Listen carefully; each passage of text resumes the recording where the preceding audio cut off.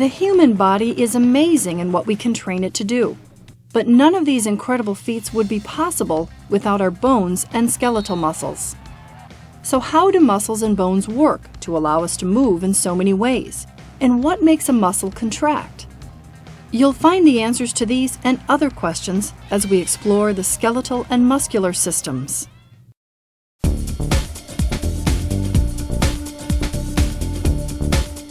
Not all organisms have skeletons.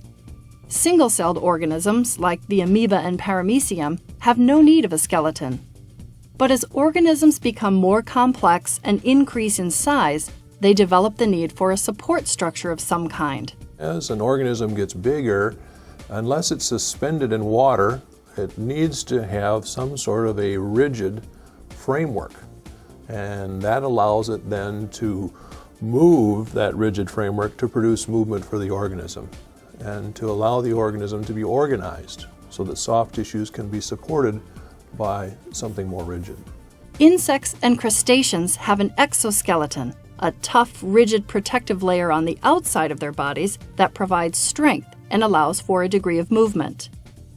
Large, complex organisms like human beings have endoskeletons, skeletons on the inside of their bodies. Although the tough outer armor of an exoskeleton is missing, our endoskeleton still provides protection to our vital organs and systems. The skull completely encases the soft tissue of our brain. The sternum and the rib cage protect the heart and lungs from damage from the outside environment. And the bones of the pelvis cradle our internal organs. In addition to its protective function, the skeleton also provides a strong supportive framework to which all of the body's tissues are attached. A third function of the bones is movement. Our skeleton also plays a role in vital body functions, such as chewing our food to aid digestion and creating blood cells in the bone marrow. Bones are also reservoirs for essential minerals, such as calcium and phosphate. One final function of our bones, one you probably haven't thought of, is communication.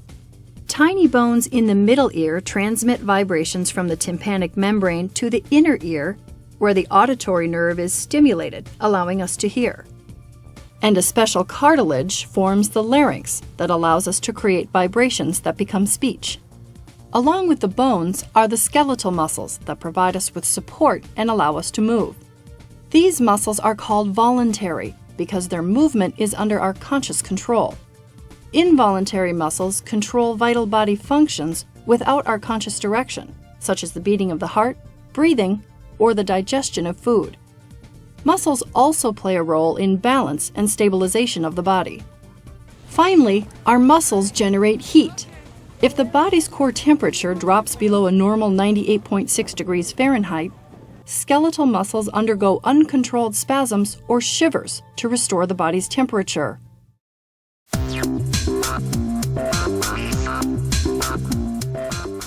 The human body consists of 206 bones, which scientists classify into 4 groups: long bones like those found in the arms and legs, short bones found in the wrists and ankles, flat bones such as the scapula and the sternum, and irregular bones such as the vertebrae and hip bones that don't fit neatly into the other 3 categories.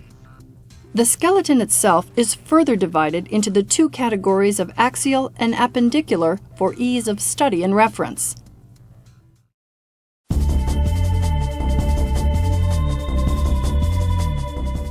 The skull is the part of the axial skeleton that encases the brain and provides support for the teeth. 2 orbits on the front house the eyes. Below are the nasal bones and nasal cavity. Small air-filled pockets on either side of the nasal cavity hold the sinuses that connect with the respiratory system. The maxilla anchors the upper row of teeth. The jawbone or mandible holds the bottom row of teeth. Attachment points on each side are rounded and connected in such a way that allows the jaw a wide range of motion. It is this mobility that makes it possible for us to chew our food and talk, but preferably not at the same time. The cranial vault is made up of plate-like bones that meet at lines called sutures. The cranial vault, together with the cranial base, provides a secure cavity for the brain. An opening at the base of the skull serves as a point of entry for the spinal cord. The vertebral column surrounds and protects the spinal cord. When we are born, it consists of 33 separate bones or vertebrae, but as we age, some of these vertebrae fuse together. The 4 at the bottom form the coccyx or tailbone.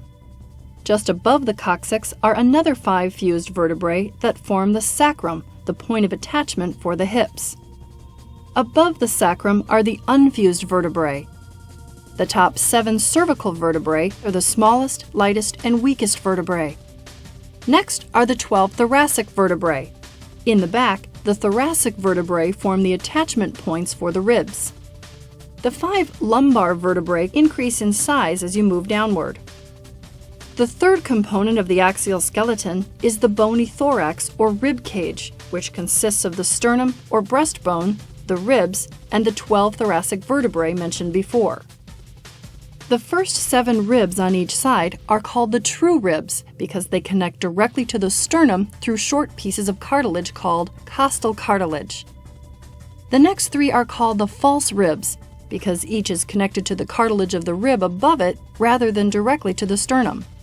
The remaining 2 floating ribs don't connect to the sternum at all.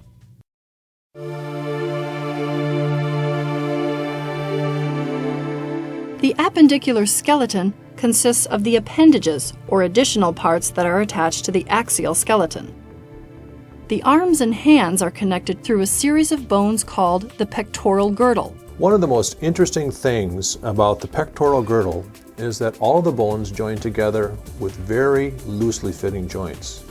This gives our arms and shoulders a very wide range of motion, much more than we find in the lower limbs. The pectoral girdle consists primarily of the clavicle or collarbone that is attached to the sternum on one end and the scapula or shoulder blade on the other end. The upper arm, also called the brachium, consists of a single long bone called the humerus. The forearm or antebrachium consists of the radius and the ulna. The ulna is slightly larger than the radius. The carpus or wrist consists of 8 small carpal bones that fit together almost like a jigsaw puzzle. The hand itself consists of 19 bones. The 5 bones of the palm are called metacarpals.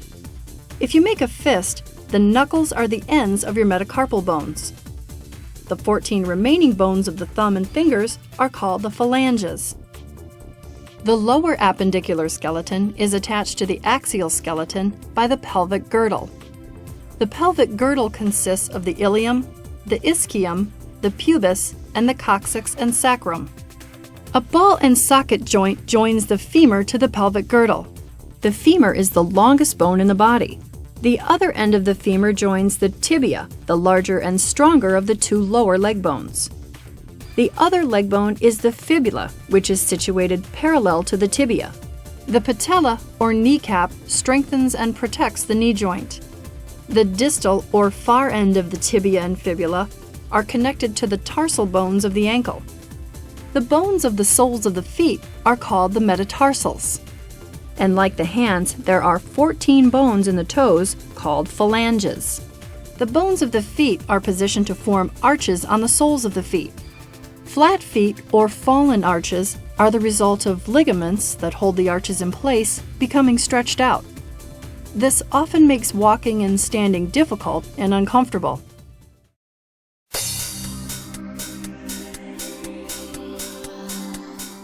The bones of the skeletal system come together or articulate at joints. Joints are classified into 4 major categories: fibrous, cartilaginous, bony, and synovial. In fibrous joints, such as the sutures of the skull, collagen fibers extend from one bone and integrate into another, binding adjacent bones together and keeping them from moving. Cartilaginous joints join 2 bones together with cartilage, such as the joining of the ribs to the sternum. Bony joints, such as those found in the sacrum and coccyx, occur during the normal aging process, when 2 bones that were previously separate fuse together. In synovial joints, such as the knee, a special fibrous joint capsule provides a sac-like pad surrounding the joint that is filled with fluid. Synovial fluid constantly bathes the joint, reducing friction as the 2 bones move. Synovial joints can be classified by their structure. Pivot joints and ball and socket joints allow for movement in many directions. Hinge joints and gliding joints allow bones to move in only one direction. Saddle joints and condyloid joints, such as those joining the thumbs to the metacarpals, allow bones to move in two directions.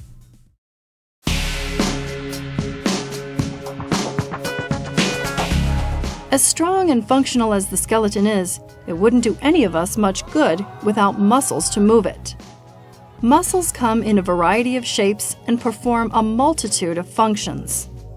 There are muscles with very broad origins and tight insertions. There are long and thin muscles. There are short and fat muscles. All of these different muscles pull on bones in different ways and give our body a variety of different movements. Muscles can be divided into 5 groups based on the arrangement of muscle fibers. Fusiform muscles, such as the biceps, are spindle-shaped, tapered on the ends and thicker in the middle. Fusiform muscles tend to be quite strong. Parallel muscles, such as the sartorius in the thigh, tend to be equally wide throughout their length. Convergent muscles, such as the pectoralis major, are shaped like a fan. Pennate muscles are shaped like a feather, where the bundles of muscle fibers insert into a tendon that runs the length of the muscle. Unipennate muscles, like the extensor digitorum longus of the calf, have the muscle fibers all attached from the same side. Bipennate muscles, like the rectus femoris of the thigh, have fibers attached from 2 sides. And multipennate muscles, such as the deltoid muscle of the shoulder, have several feathers, with all the quills adjoining at a single point. Circular or sphincter muscles form rings around various openings of the body, such as the lips and eyelids. Most muscles work together in groups to provide smooth, even movement. The muscle that exerts the majority of force is known as the agonist. Muscles that aid the movement of the agonist are called synergist muscles. For every agonist muscle, there is an antagonist muscle that pulls in the opposite direction because muscles can only pull in one direction, they cannot push. Fixator muscles prevent the bone from moving in an unwanted direction. For example, when the biceps contract, fixator muscles prevent the scapula from moving, ensuring that the energy of the biceps concentrates on moving the radius, not the shoulder blade. Muscles of the face allow tremendous precision and control. Those that control facial expression are much more highly developed in primates than in other animals. Muscles in the mouth and back of the throat are responsible for biting, chewing, and swallowing food. The larynx has muscles that control the vocal cords and are essential for speech. These muscles also prevent food or fluids from entering the trachea. Muscles support the head and control its movement. Flexors draw the head down toward the body, while extensors extend the neck and rotate the head. In addition to holding your body upright, the abdominal muscles work with the back muscles to support the internal organs, and they play a role in the vital functions of breathing, waste removal, and reproduction. In addition to muscles and bones, the skeletal-muscular system also includes soft connective tissue. The tendon connects muscles to bones. Ligaments, such as the interosseous membrane, connect bone to bone rather than muscle to bone. When you consider the anatomy of the forearm, you have 2 bones that are in parallel. On one side is a radius, and on the other side is an ulna. The interosseous membrane connects these 2 bones. This interosseous membrane allows the radius and ulna to move together with each other. When I rotate my wrist, I'm actually crossing my radius over the ulna. The last category of connective soft tissue is the synovial joint capsule that is found around the knee.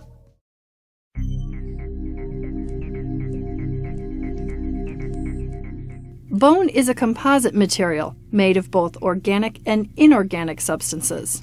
The hardness of bone is due to the union of an organic portion of bone that gives its flexibility and an inorganic portion that provides rigidity and strength. Both of these elements together are essential for the hardness of bone and its ability to function properly. Bones are not completely solid. Remember, they're a living tissue. And so blood vessels and nerves permeate the bone. They are surrounded by layers of bone, giving the bone great strength. On the outside of the bone is the dual-layered periosteum. The tough outer layer contains collagen and serves as a protective coating. The inner osteogenic layer forms new bone cells. Just inside the periosteum is a layer of compact bone composed largely of calcium phosphate. This dense bone appears as a series of concentric rings of bony material called the osteon, which surround an opening called a Haversian canal. Blood vessels and nerves travel the length of the bone through these canals. A membrane called endosteum lines both the Haversian canals and the perforating canals. The perforating canals are another set of channels that run at right angles to the Haversian canals. The endosteum also lines a large medullary cavity at the center of the bone. Unlike the periosteum, it is not as active in bone growth. The medullary cavity in the center contains the marrow. The ends of the long bones contain a different tissue called spongy bone that also has many spaces for marrow. Bones are composed of 4 kinds of cells: osteogenic, a type of stem cell; osteoblasts, bone-building cells; osteoclasts, bone-destroying cells; and osteocytes, cells involved in communication and transport and maintenance of the bone matrix. Let's see how these cells work together. Throughout our lifetime, our bones continually reform, reshape, and grow. In some cases, they may break. When a bone breaks, blood vessels are damaged and blood leaks into the area, forming a hematoma, or pool of blood, that develops into a clot. Osteocytes, disturbed by the fracture, communicate changes in the bone to the osteoblast, osteoclast, and osteogenic cells. As blood vessels infiltrate the site, a soft fibrous granulation tissue is laid down, and a soft callus of fibrocartilage begins to form. Osteoblasts produce a hard callus that adheres to the dead bone at the injury site. They also form a temporary bridge of spongy bone to hold the ends together. Finally, osteoclasts act to remove any excess bone and callus. Within 4 to 6 months from the date of injury, repair is complete.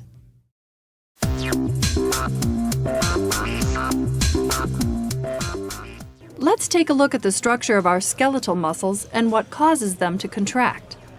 Entire muscles are surrounded and held together by a sheath of connective tissue known as epimysium. Within each muscle are fascicles, bundles of muscle fibers that work together. Fascicles are surrounded by a connective tissue sheath known as the paramecium. Within each fascicle are individual muscle fibers surrounded by another connective tissue called the endomysium. Like most cells, muscle fibers contain a nucleus, a plasma membrane called the sarcolemma, and cytoplasm called sarcoplasm. Inside the muscle cell, the sarcoplasm is filled with protein bundles called myofibrils. And the myofibrils are composed of bundles of myofilaments called sarcomeres. Sarcomeres are the muscle units responsible for contraction. Let's see how they work.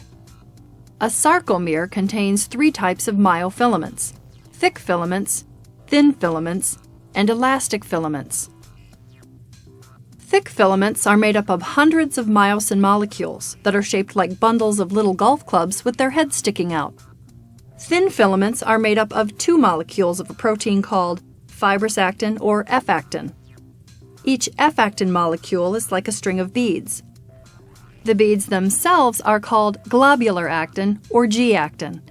Each G-actin bead can bind to the head of 1 myosin molecule. Elastic filaments run down the middle of the thick myofilaments and extend out the ends to anchor the thick filaments to Z-discs. Z-discs serve as the point of attachment for the elastic muscle fibers. The region between each Z-disc is the sarcomere.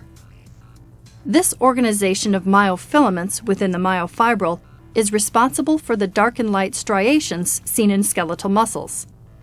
Muscles contract when stimulated by somatic motor neurons located in the brainstem and spinal cord. The process of muscle movement is driven by the energy released from adenosine triphosphate, or ATP. The energy is absorbed by the myosin head, putting it in the high energy position where it binds to the actin. The myosin head pivots and bends, pulling the actin chain toward the center of the sarcomere.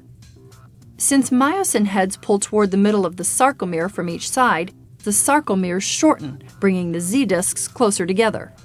This ratcheting interactive process of the myosin heads with the actin myofilaments is what causes muscle fiber to contract. All muscles, whether they are skeletal, cardiac, or smooth, share some similar qualities in their mechanism of muscle contraction. This means that all muscles contain myosin and actin and use ATP as their source of energy for movement. As we've seen, the skeletal and muscular systems are complementary to each other. A gymnast flips and tumbles, appearing to defy gravity. A marathon runner can run more than 26 miles without stopping. These are dramatic examples of the power and precision of our skeletal muscular system. No less amazing are the movements that our bones and muscles allow each of us to perform every day.